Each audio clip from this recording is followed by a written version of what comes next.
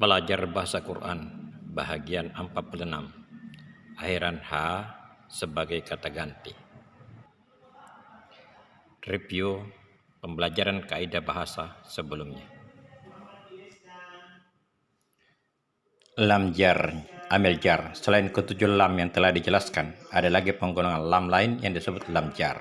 Lam yang menjadi amil jar sehingga mengikut pada isim kata benda, dhamir kata ganti, masdar yang jatuh setelahnya. Huruf lam jar selalu kasrah dibaca li, kecuali di beberapa tempat tertentu. Berdasarkan pemakaiannya, lam jar ini memiliki fungsi dan arti yang banyak sebagai berikut. Pertama, lam lil milk atau tamalluk menunjukkan arti kepemilikan. Lam lil milk terletak di antara dua benda, di mana yang kedua memiliki yang pertama secara hakiki. Contoh, Al-Kitabu li Zaidi. Kitab ini milik Zaid. Terkadang untuk kepemilikan non hakiki, yakni yang kedua memiliki yang pertama secara majasi. Contoh, Jalalakum min anfusikum azwajan. Allah menjadikan bagi kamu istri-istri dari jenis kamu sendiri.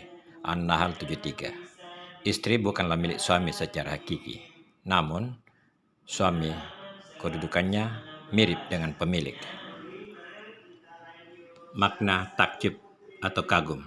Ini terjadi untuk menampakkan keterkejutan. Contoh, lillahi darrahu farisa. Yang ketiga, lam istighosah, minta tolong.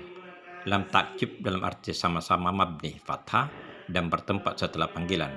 Akan tetapi berbeda dari lam takjub dalam segi makna dan lam istighazah.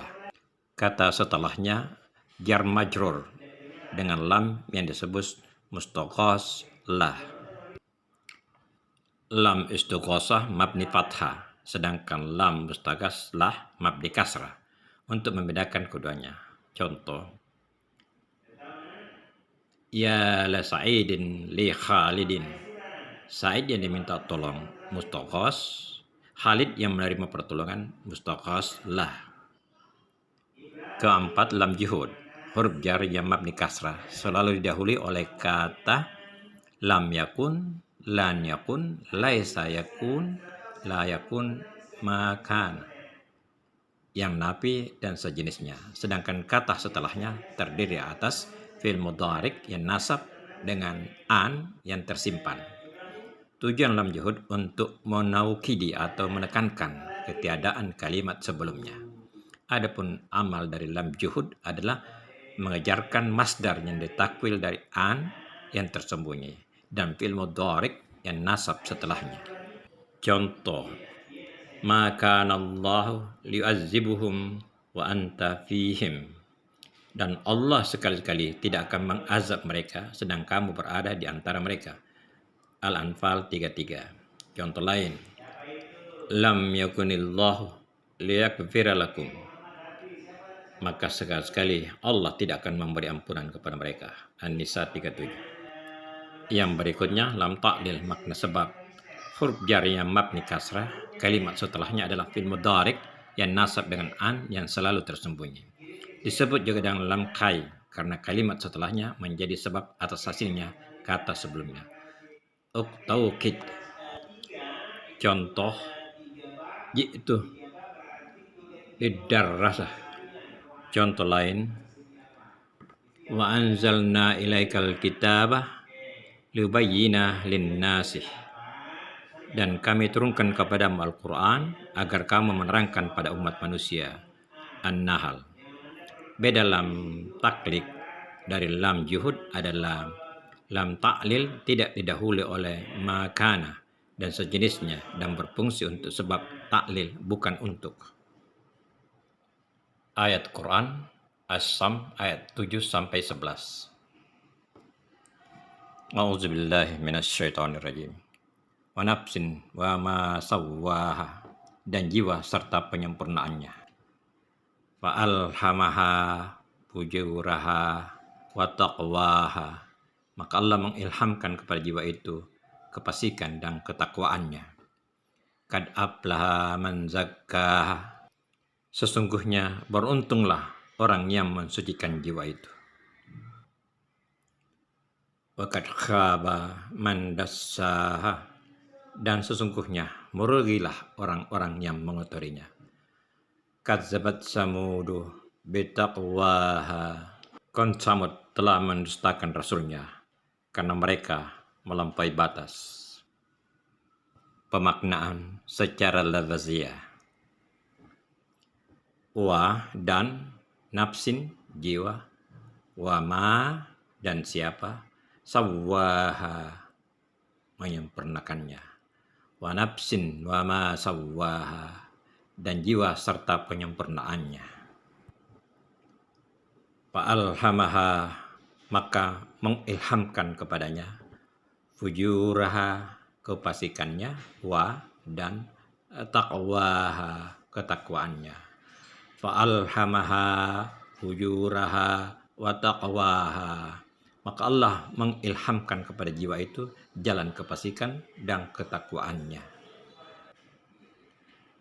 Qad sungguh, ablaha beruntung, man siapa, zakkaha mensucikannya. Kad ablaha man zakkaha, sesungguhnya beruntunglah orang-orang yang mensucikan jiwa itu. Wa dan qad sungguh, khaba merugi, man siapa, dassaha mengotorinya. Wa qad khaba man dassaha, dan sesungguhnya merugilah orang-orang yang mengotorinya. Kadzabat telah mendustakan, Samud bitaqwaha dengan melampaui batasnya. Kadzabat samudu bitaqwaha, kaum Samud telah mendustakan rasulnya karena mereka melampaui batas. Kosa kata-kata baru yang terdapat dalam ayat-ayat ini.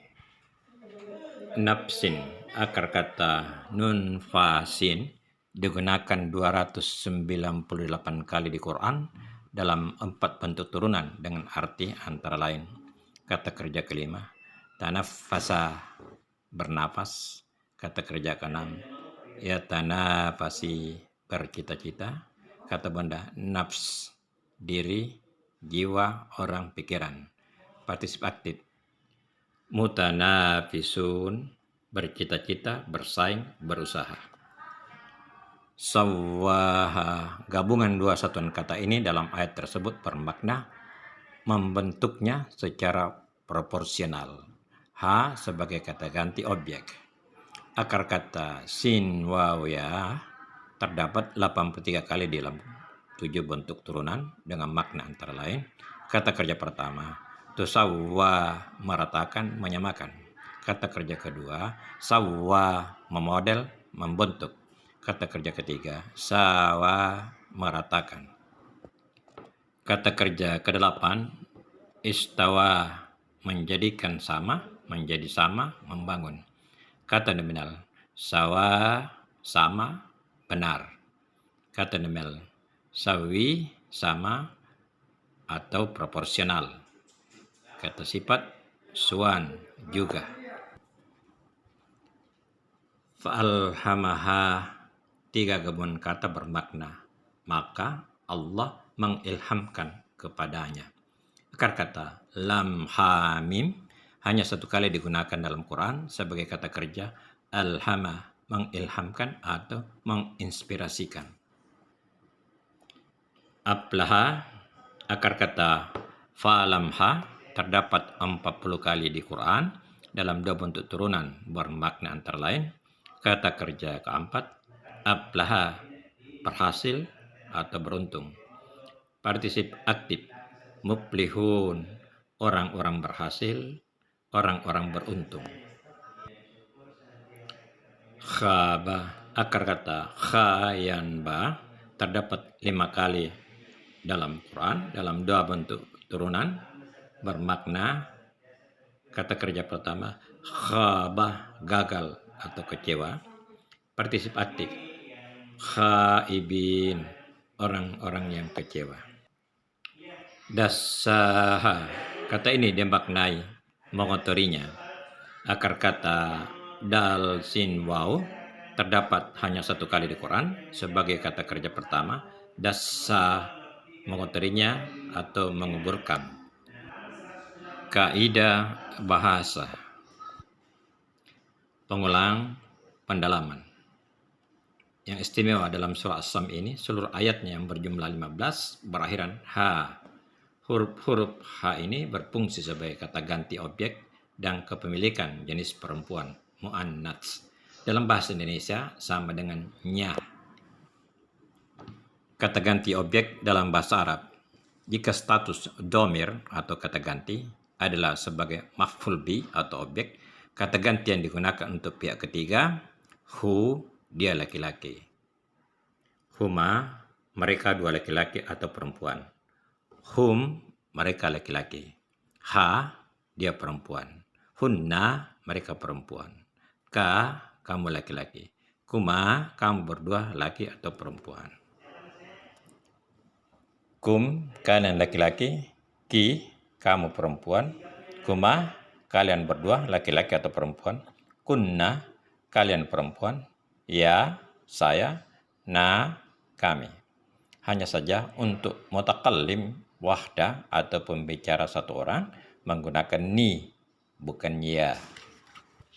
Kata ganti kepemilikan dalam bahasa Arab untuk pihak ketiga, laki-laki satu, hu. Contoh, buku kepunyaan dia laki-laki, kitabuhu. Laki-laki dua, tastania, huma. Contoh, buku kepunyaan dua orang laki-laki, kitabuhuma. Laki-laki banyak lebih dari dua, jamak hum. Contoh, buku kepunyaan mereka laki-laki, kitabuhum. Perempuan satu, ha. Contohnya, buku kepunyaan dia perempuan, kitabuha. Perempuan dua, tastania, huma. Contoh, buku kepunyaan mereka berdua perempuan, kitabuhuma. Perempuan banyak lebih dari dua, jamak hunna. Contoh, buku kepunyaan mereka perempuan, kitabuhunna. Catatan, harakat dhamir ha pada hu, huma, hum, dan hunna berubah menjadi kasrah jika didahului oleh harakat kasrah atau ya sukun. Contoh, kitabihi dan alaihinna. Cukup sekian pembahasan pada bahagian ini dan akan dilanjutkan pada bahagian selanjutnya. Syukran, thank you, terima kasih.